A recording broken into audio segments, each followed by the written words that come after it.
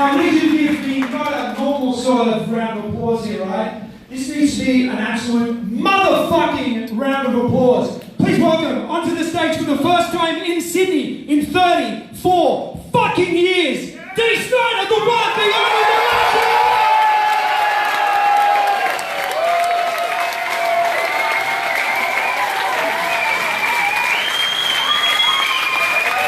How you doing, D?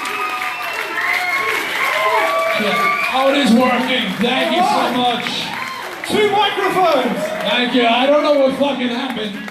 I remember saying, "See you next time," and then 35 years later, here I Yeah, am. we've been waiting, but I don't know about that. I don't know what fucking happened. Look at these chairs, D. Yeah, I feel really It's like when sexy. it's like when Kramer got his torture, you know. Yeah, I may be getting up out of these chairs. Thank you so much. You remain seated. Bye-bye. So, D, you arrived in Australia a little early, we've heard. Yeah, you know, I've really been wanting to come back, not just to perform for you guys, but also just to experience this country. When I tour, I never get to see or do anything because A, I'm a mental case, and B, it's just the rigors of the job. You know, that my dedication is to the show, preparing for the show, getting ready for the show. So I never leave the room, I never go out, I never see anything. But I know when I see something I want to see from the window of the bus. And I said to my wife, we got to go back, we have to experience Australia. And it's a big country to say that you experience, but we came here and we immediately went to Ayers Rock. And we spent, it was 47 fucking degrees up there. Let's hear it for summer in Australia. Yes. And the flies, and the fucking flies. Had my fucking net on, I'm like, holy shit, what's going on? But I had to see that and experience it, and we did. Then we went to Melbourne, got a car, and just jumped on the Great Ocean Road. Yeah, the 12 Apostles. Yeah, and I mean, and I know that's a touristy thing to do. I know that's not all of Australia, but it was just great to ride and visit stuff and stop and just spend a night. And so my wife and I spent a few days on there. And then we came to town here a couple days earlier, and we were, you know, Manly Beach. We went to the zoo. And you meet the best people at the zoo. Okay, so I'm at the fucking zoo this morning, and I'm on the ferry going over there with my wife, and I got my baseball hat on, my hair's pulled back. I always try to be low key. I'm not one of those guys, Sebastian Bach, who announces himself.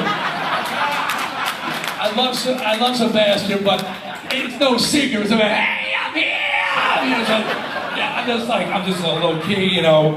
How you doing? I just want to be a dude, right? So I get on the fucking ferry, and there's this two rock guys that are on the ferry. I mean, real younger rock guys. I'm going, oh shit, I really don't want to do the recognition thing, but maybe they won't recognize me. So get to the zoo. They get to the zoo. If you've been to the zoo over there, what's it called? Taronga. Let's hear it for Taronga Park Zoo. So there's a gondola, right? So I get on line for the gondola with my wife, and fuck, these 2 rockers are in my gondola.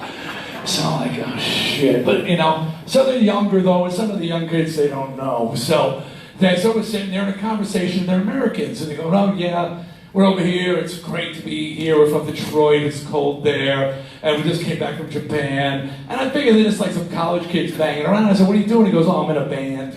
I said, what band? He goes, I play drums with Greta Van Fleet. And I said, I'm D. Snider. He goes, I know who you fucking are, freaking out! I said, well, you're being pretty cool about it, actually. And yeah, so anyway, we were both, so he must be cool, because he went to the zoo on his day off, too. How did you like the Rock? Was it the best Rock you've ever seen? You know, the Rock is one of those things when you land and you see it in the distance, you go, really?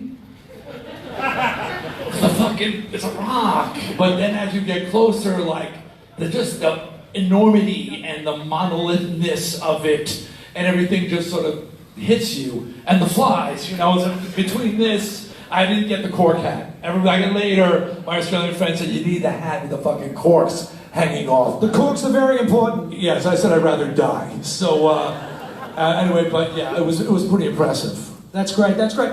Did you get a chance to go to Mount Druitt at any stage since you've been here? What am I missing out on? What's that? Have you been to New Brunswick? New Brunswick, New Jersey? Yeah, it's kind of the same thing. Oh, okay. It's in there, so I wanted to go. So, D, there's something we need to talk about. Okay, let's get this out of the way. 3 inches from the floor. I'm talking about my penis, right? Okay. Well, I saw that a bit before, and I'm very impressed. I've got some photos if anyone wants to see them a little later. Have you heard any good Twisted Sister covers lately? Twisted Sister? Oh, have I heard any? You specified good. Yeah. I haven't heard any good ones lately. Insults. There's been a couple of good ones. There have been a couple of good ones. Not the one that's been airing endlessly on fucking repeat here on television. Good old Clive. Who's singing that, by the way, pretending to be D. Snider? That's a pretty sucky thing to do, don't you think? I think it was that guy. A wanky version! Well, you know, I finally got to the point where I just, as you may have seen, I told him, let's have a fucking fight. And him again, I'm 64, he's 65, that's fair. 2 old fuckers in the ring. And I said, if he sits on me, I'm fucked, but if I could just stay out of it. Bob and weave. Just, you know. Bob and weave. Yeah, bob and weave, exactly. Don't let him sit on you. So who'd bet against D. Snider in that fight? Damn, I thought I was going to make $10 the easy way.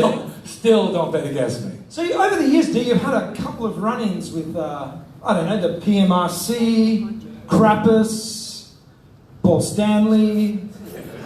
Do you think over the years these have actually helped keep you in the public eye and make you even a bigger icon than you already were? You're talking about, it's okay. I've had so many conflicts with people over the years that it's to the point where my agent calls me and says, do you have a problem with Disturbed? Do you have a problem with this band? Like, you also know if I have any problems with anybody. It's really not that many. I don't take shit. I'm not afraid to be outspoken. And, you know, and most people for some reason walk around in awe of whether it's the government, you know, or of a Paul Stanley or a Gene Simmons. And, you know, I'm not being disrespectful to my government when I speak out against them. I'm not being disrespectful to Paul or Gene when I speak up about something that I think they said that's wrong. You know, I'm just not afraid to speak my mind. Has it kept me out there? Look, we're having a spoken night because I'm outspoken. You know, and I've just been, my book was called Shut Up and Give Me the Mic for a reason. I like to talk. I like to talk so much that my wife did not bother to come tonight after 43 years. She's heard a fucking enough. But the last laugh on her. She said, hey, I'm going to go to Manly Beach. It should be nice at sunset. She wants to be anywhere but here. I think is what is happening right now. Okay, D, probably like a lot of us that didn't scale the heights, you were probably a young bedroom pretend musician? Yeah. Were you a tennis racket guy or a hairbrush guy? Neither. No, full-blown fucking air guitar and air mic. You know, no hairbrush. No hairbrush. But definitely spent my time in front of the mirror. People would say, how'd you get so good on stage? And it's like, because I've been on stage in front of a fucking mirror in my bedroom for fucking 2 decades already. So that's how I got good. I think I could do all of Kiss Alive 2 at one stage, even in the studio. Oh, I did. Come on and love me. That was a good one. That's a good record. That was Kiss Alive 1. I've won. Great record. Yeah, I'm older. Those first 6 are pretty good. I look younger than you, but I'm older than you.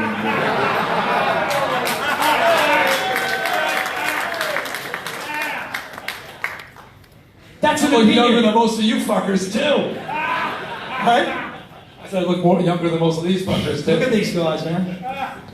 Now, you look fantastic. Look great. But, for the record, the shirt didn't shrink. You got bigger. Not you personally, just... These old shirts suck, they shrink. Yeah, right, it's the shirt.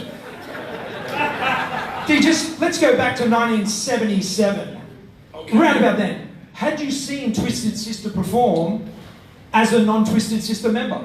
No, I joined in 76. I had not seen Twisted Sister perform before the night that I went down to the club to introduce myself to JJ French. And at that point, they were missing a lead singer. JJ decided he was going to be the singer. And they were 4-piece. and JJ was singing, doing mostly Lou Reed covers. And I approached him, and I said, you know, I'd love to audition for your band. And JJ said, JJ's got a really wonderfully arrogant way about him. And he said, well, you know, we're working up some originals around my vocal style, and we really don't need a singer now. But being the ultimate pragmatist, as I turned to walk away, he said, but give me your phone number just in case. He knew. Smartest movie ever made. So. How did the other members of the band react once you joined the band and pretty quickly took over all the songwriting? Were they a little hesitant, or were they like, this guy's writing better songs, let him go for it? When I joined Twisted Sister, they were an existing band already, and the people that you know, Eddie Fingers Ojeda is the only other member who's still in the band. I was the youngest. They were all from Manhattan, they were from the Bronx, they were these city guys, they had grown up together, and I was this doofus from the suburbs. I was younger than them by 3.5 years, and I was a fucking doofus from the suburbs, you know, and they were these cool city guys. But I nearly got fired the first couple of weeks, because I don't do drugs, but I do drink coffee. I drink a lot of fucking coffee. And I remember I was in the band for about a month, and they called a band meeting, and I'm going, oh, this is awesome, my first band meeting. I've never been, it's like, now I'm really in, because it's a band meeting, I'm in the band. So I go to the band meeting at JJ French's apartment, and I sit down, and I suddenly realize the other 4 guys are sitting across from me. And they said, dude, you gotta cut back on the fucking espresso. And they nearly fired me for being too caffeinated. But I was also, I had vision. I mean, I knew what I wanted the band to be, and what they were doing, and they had original songs, and they were fucking terrible. And I was very vocal about it, and they finally got fed up, and they said, do you have any fucking original songs? And I said, well, no. And they said, well, shut the fuck up. All you're doing is saying everything sucks, and you've got nothing to show. So I went in my room, we had a house together, and I wrote my first song, and then I never stopped. And I just kept writing and writing and writing and writing, and eventually they just said, well, fuck, this guy's, you know, he's on a mission. Let's get in the fucking bus, he can drive. So, and I did. I think it worked out pretty well. Yeah, it worked out well for me because I had all the publishing, so that's remember the royalties. Publishing. Yes, you want to be the songwriter. So, D, lots of bands sound like Van Halen. Lots of bands sound like Metallica. Lots of bands sound like Poison. No one really sounds like Twisted Sister. Do you think you're Thank you very much. No one! Name a band that sounds exactly like Twisted Sister. Thank you. Well said, sir. Do you think that your unconventional way of songwriting is a big reason for that happening? I have no idea. I haven't even thought about that fact. I do know that as a songwriter, and I hope you find this interesting, I write vocally because I can play this much guitar. And I only wrote one song on guitar ever. It was Destroyer. But if you remember the guitar riff on Destroyer, dun dun dun dun dun. Everybody! Dun dun dun dun dun dun. So it wasn't very imaginative. So after that, I said, "Fuck." In my head, I am fucking Jimmy Page. In my head, I am Michael Schenker. I can fucking wail in here. So I just started at that point writing vocally. So then when you get a little riff from Under the Blade, or is it Burn Hell? You know, I just would go to the band, all right, and then the band goes, and they go, whoa, whoa, whoa, slow up. I go, and they would follow, and then they would figure it out, and then I go, okay, now play it faster. But they say you don't write like a guitar player, you write like a singer. You're not, guitar players don't think of a riff like that. You're thinking it from a vocal standpoint. So that probably affected the songwriting for sure. It makes it a little bit different. Not many bands have a song that sounds like Shoot 'Em Down.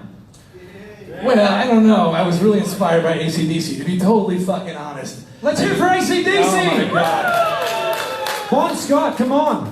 That band changed my life because before that band, I was still, you know, and there are people who say, well, man, I really would have preferred if you stayed on course with You Can't Stop Rock and Roll and Under the Blade and the busier stuff. But when I discovered AC/DC, I discovered that it didn't take more than 3 or 4 chords for it to fucking rock. Yep. You know, and then I just started going, this is the path of righteousness. You know, and that's where Shoot 'Em Down was born, and We're Not Gonna Take It was born, and just these big power chord songs, because AC/DC just reinvented metal. And I know they don't think they were metal, they were just a rock band. A great rock band from The greatest rock band from Australia. Sydney, Australia. Come on, everybody, let's hear it for Sydney.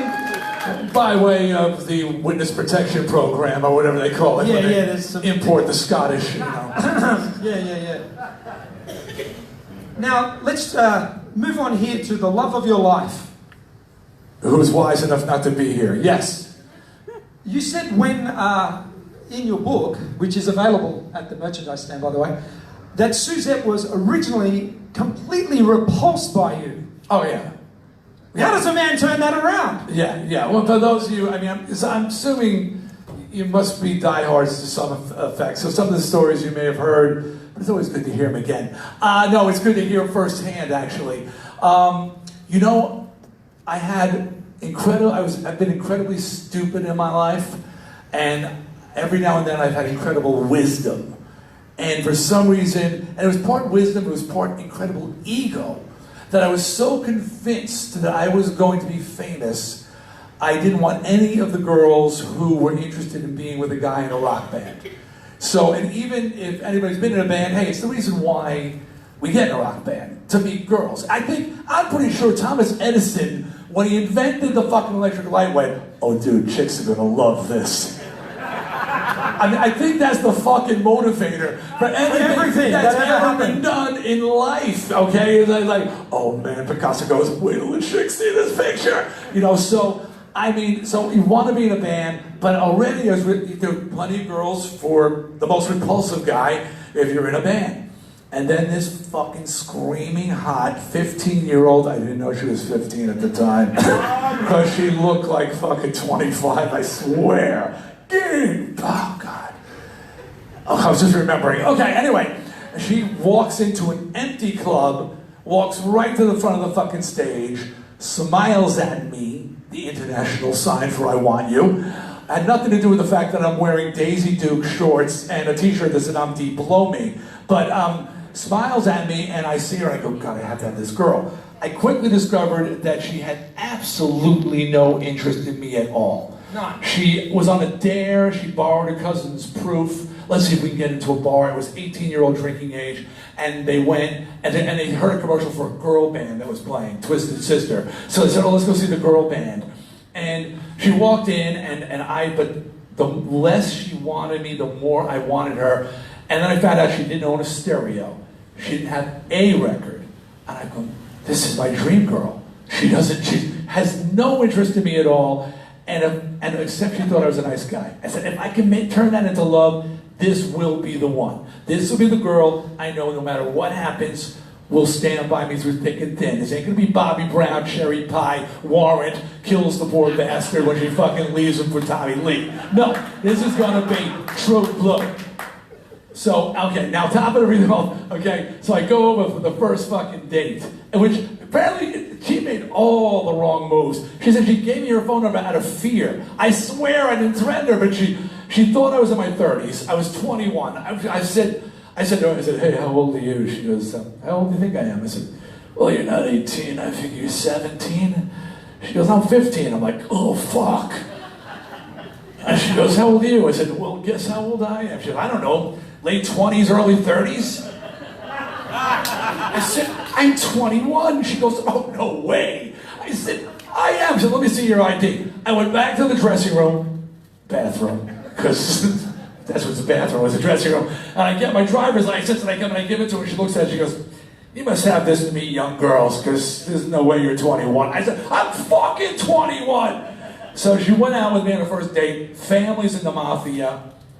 Fucking imagine if your first date was going to meet Tony Soprano and the boys. Because that was my first date. All right, now I didn't know that her family was mob, true mob, okay? If you want to, Persco crime family, look up Huey Apples. Just when you go home, look up Huey Apples. This is the real Goodfellas. This is the real fucking, you know, the deal. So I walk in, I'm showing up for my first date. I'm out to impress. 6-inch pink platform shoes. Skin tight baby blue pants. So tight, you could tell not only was I circumcised, you could tell which doctor did the work. Oh, that's Dr. Johnson. He cuts him a little on the bias. Dr. Johnson. Yeah, Dr. Johnson. You know, he does nice work. And I'm some hair out to here, and I come rolling in. I'm like 700 feet tall to pick up this hot 15-year-old. Okay, so I come in the house. I walk into the dining room. The Sopranos are there. They sit me down, and they have the talk. Okay, remember I'm wearing baby blue skin-tight pants. So he goes, all right. What the fuck do you want with a 15-year-old girl? And I couldn't tell him the truth, so I figured a lie was better than the truth. What do you want with a hot 15-year-old? What do you think I want with a hot 15-year-old? So I said, well, you know, I'm immature for my age, she's mature for her age, I figure he goes, cut the shit. You lay one hand on my daughter, and this family will hunt you down to the four corners of the earth and put you in the bottom of a lake. Do you understand? Now I've got a dark blue spot spreading on my baby blue pants right about then. And I remember going, oh, Snider, you are fucking just in the shit now. Yes, sir, I understand. And I did not lay a hand on her for 6 months. And, But that brings us full circle, because that sort of thing happens in But 43 years, we're together, it'll be 43 years in April. We're still together.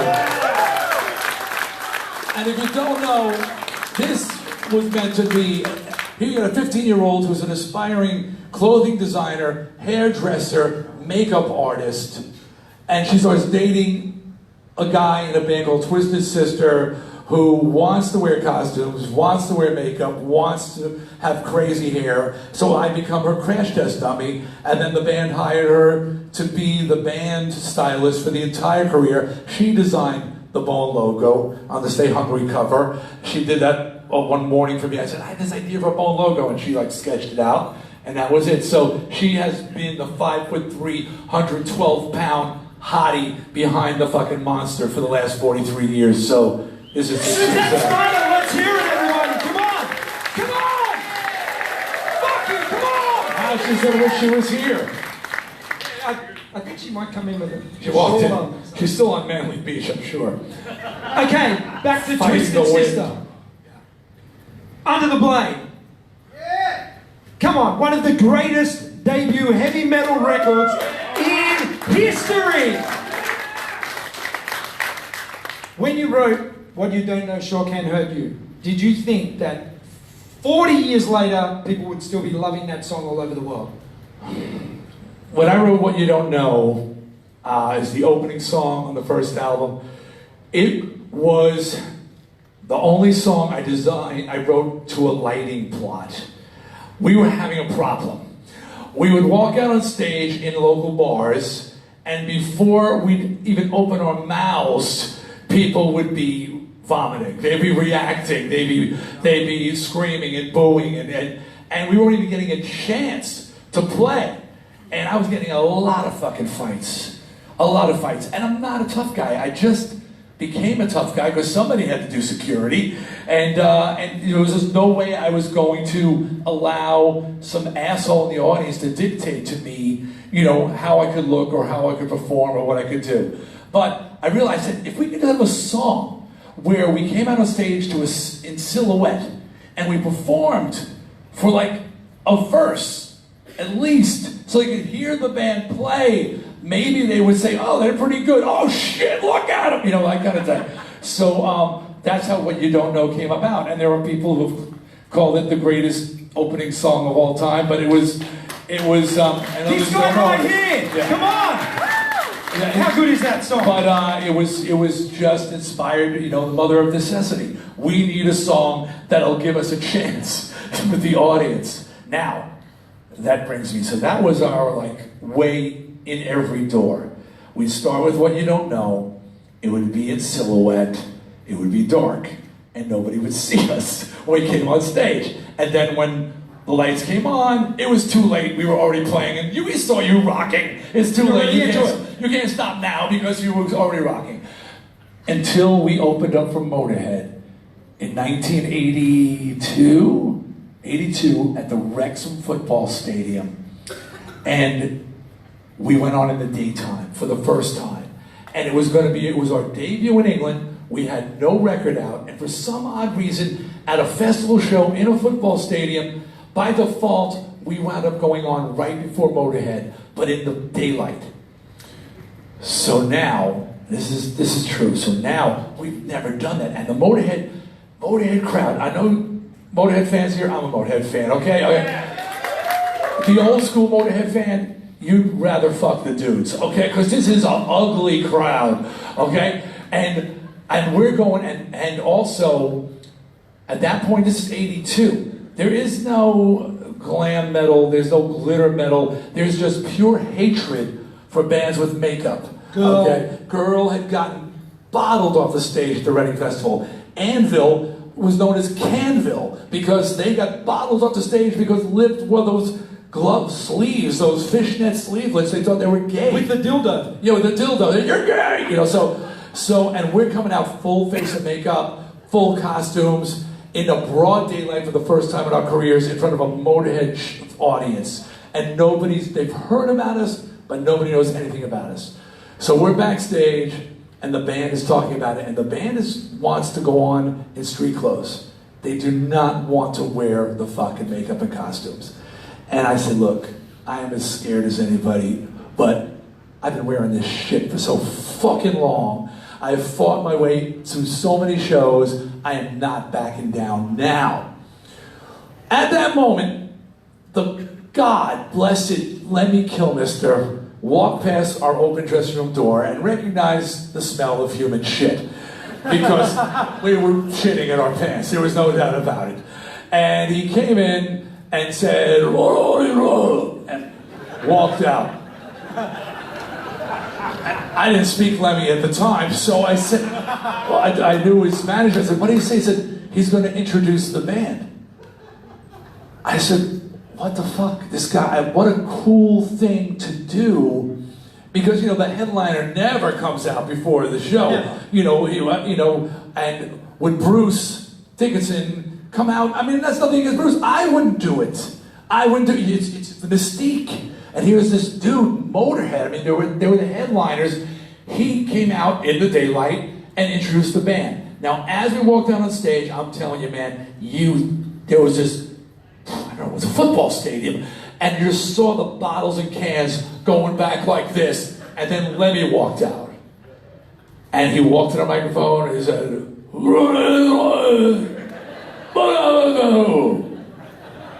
everyone went, okay. Found out later, he said, these are some friends from America. Give them a listen. Give them a listen. That's all he said. Gave us that window. That window. And we came out and we did what we did. We did what we do. And we just pummeled them. After that show, we had one of the greatest ovations of my life. Because it was a football stadium, so we were in the locker room after the show. And 10 minutes after we got off stage, our road manager says, listen. And the stadium was still going, boom, boom, twisted, boom, boom, sister, boom, boom, like that. Like, holy fuck. And then Lemmy came walking in the room, and he said to me, Makes sense? Loosely translated, I introduced you, now I want you to introduce me. I'm like, holy, imagine some fucking headbanging geek from fucking Long Island, the suburbs of New York, and fucking, I'm introducing Motorhead, my first show ever, and I walked on the stage, the place went fucking nuts, I got a chance, I introduced Motorhead, stood on the side of the stage and just thrashed with every other fucking headbanger in the crowd. Lemmy dedicated America to me in the show. It was a game-changing night for us, and I don't even know how I got to the story, but it doesn't matter. But did you feel before that, you know. Oh, what you don't know that we couldn't play in the dark. Yeah, so it was the first time we ever played in broad daylight. Yeah, and it